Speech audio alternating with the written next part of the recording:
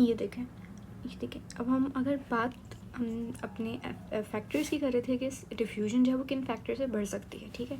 तो surface area पे हम देखिए कोई भी सरफेस है और अगर उसका एरिया ज़्यादा है तो डिफ्यूजन भी वहाँ क्या होगी, ज़्यादा। सिंपल, इट्स वेरी इजी कि आप इस वाली अगर तरफ को देखें तो हमारे पास यहाँ से डिफ्यूजन हो रही होगी, यहाँ से डिफ्यूजन हो रही है, यहाँ से डिफ्यूजन हो रही है, यहाँ से हो रही है, यहाँ से सारी जगहों से डिफ्यूजन हमारे पास हो रही है, ठीक है।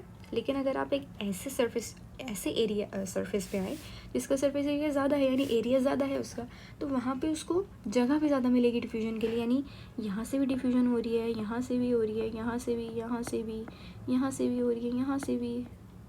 मतलब मुझे पूरा बनाने में बहुत वक्त लग जाएगा, बट आप इमेजिन उसको कर सकते हैं कि चलते चलते पूरा यहाँ तक जब आएगा तो काफ़ी ज़्यादा इसको एरिया मिल गया, ठीक है। तो जितना ज़्यादा सरफेस एरिया होगा उतना ही ज़्यादा हमारे पास डिफ्यूजन भी हो रही होती है, ठीक है। फिर हम अपने नेक्स्ट वाले फैक्टर पे आते हैं। नेक्स्ट फैक्टर होता है टेम्परेचर।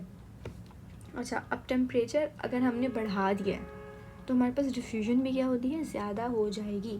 देखिए मैंने ये साइन बनाया हुआ है डायरेक्ट प्रोपोर्शनलिटी का। इसका मतलब है कि अगर ये चीज़ बढ़ रही है तो ये चीज़ भी साथ में बढ़ रही होती है, ठीक है। अब इसकी वजह क्या है, जब आपने टेम्परेचर बढ़ा दिया तो जो मॉलिक्यूल्स हैं उनके अंदर जो काइनेटिक एनर्जी है वो इंक्रीज़ हो जाएगी। और काइनेटिक एनर्जी जब इंक्रीज़ होती है ना तो जो मॉलिक्यूल्स हैं वो फास्ट ट्रैवल करने लगते हैं। तो जब फास्ट ट्रैवल करेंगे तो डिफ्यूजन जल्दी ही होगी। फास्टली जो है वो मॉलिक्यूल्स जो है वो हाई कॉन्सेंट्रेशन से लो कॉन्सेंट्रेशन की तरफ जाएंगे। तो इसका मतलब टेम्परेचर जब आपने बढ़ाया तो डिफ्यूजन भी बढ़ गई। दोनों आपस में डायरेक्टली प्रोपोर्शनल, यानी एक चीज़ बढ़ रही है तो दूसरी चीज़ भी बढ़ रही है। इसको कहते हैं डायरेक्ट प्रोपोर्शनैलिटी। तो टेम्परेचर और डिफ्यूजन आपस में क्या है, डायरेक्ट प्रोपोर्शनल है, ठीक है। रीज़न भी आपको पता होना चाहिए। पास्ट पेपर्स में हम जब सॉल्व करेंगे तो आप देखेंगे, हो सकता है आपके पास क्वेश्चन आए हुए हों इस तरह के कि वो आपसे पूछेंगे कि रीज़न क्या है इसका, कि टेम्परेचर अगर बढ़ रहा है तो डिफ्यूजन क्यों बढ़ रही है। तो वजह ये है कि जब आप टेम्परेचर बढ़ाएंगे तो जो काइनेटिक एनर्जी है मॉलिक्यूल्स की वो बढ़ जाएगी, वो जल्दी जल्दी मूव करने लगेंगे। काइनेटिक एनर्जी बढ़ाने का मतलब है, तो जब वो जल्दी मूव करेंगे तो वो जल्दी जल्दी जो है वो हाई से लो कॉन्सेंट्रेशन की तरफ जाएंगे, ठीक है। फिर हमारा नेक्स्ट जो है वो है कॉन्सेंट्रेशन ग्रेडियंट। अच्छा, कॉन्सेंट्रेशन ग्रेडियंट का ये मतलब होता है कि मैंने यहाँ पे दो बीकर्स बनाए हुए हैं, ठीक है। ए वाले मैंने दिखाया कि लेफ़्ट वाली साइड जो है और राइट वाली साइड को देख लेते हैं।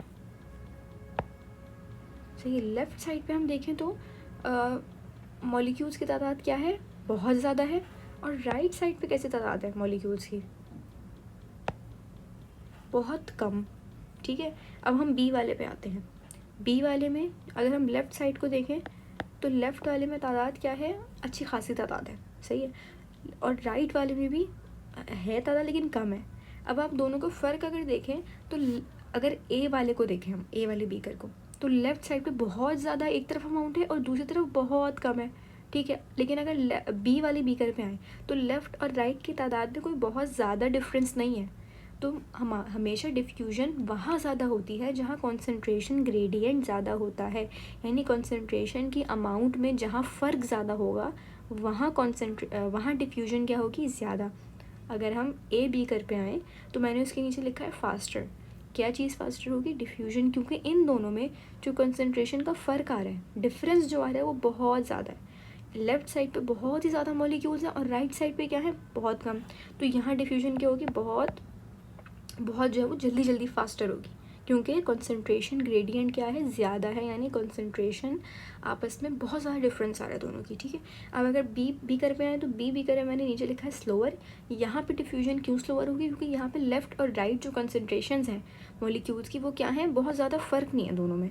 यानी यहाँ अगर एग्जाम्पल के तौर पर यहाँ आप ले लें कि 50 मॉलिक्यूल्स हैं तो यहाँ पे है 30, सही है, तो इतना फ़र्क नहीं आ रहा। लेकिन अगर हम ए साइड पे हैं तो यहाँ पे हैं 100 मॉलिक्यूल्स और राइट साइड पे हैं 3, ठीक है। तो अब आप ये देखेंगे 100 मॉलिक्यूल्स एक जगह हैं और 3 एक जगह है, तो कंसंट्रेशन में फ़र्क ज़्यादा किसकी हुआ, ए वाली बीकर की में, ऑब्वियस सी बातें हुआ।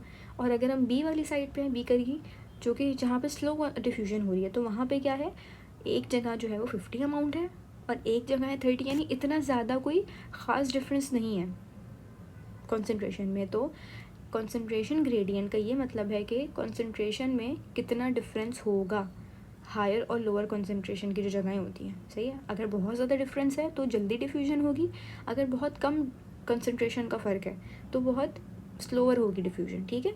तो मैंने यहाँ भी जो साइन लगाया हुआ है आप देखें तो आपस में दोनों किस तरह हैं, साथ साथ लिखे हुए हैं, बीच में प्रोपोर्शनैलिटी का साइन लगा हुआ है।